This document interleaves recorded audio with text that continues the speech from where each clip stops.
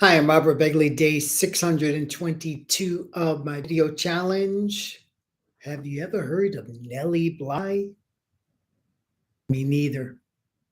But she is glorified on Roosevelt Island in New York City with some monuments because that used to be called Blackwell Island.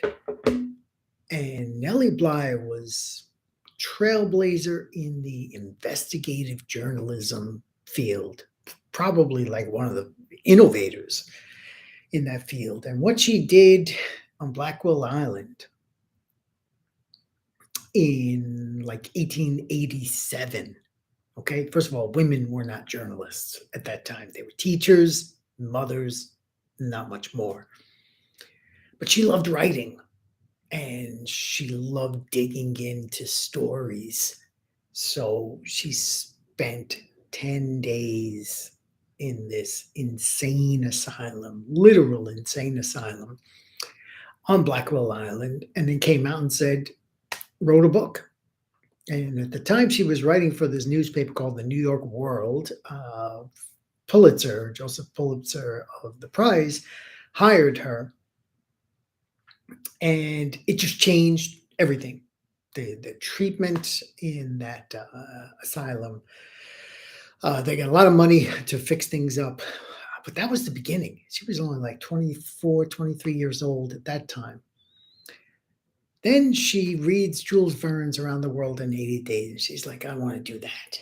I want to go around the world in less than 80 days. And the newspaper's like, you can't do that. You're a woman. You're going to have like suitcases and you're going to need a chaperone. And she's like, no way. I know I can do it. I will do it. And she does it in 72 days.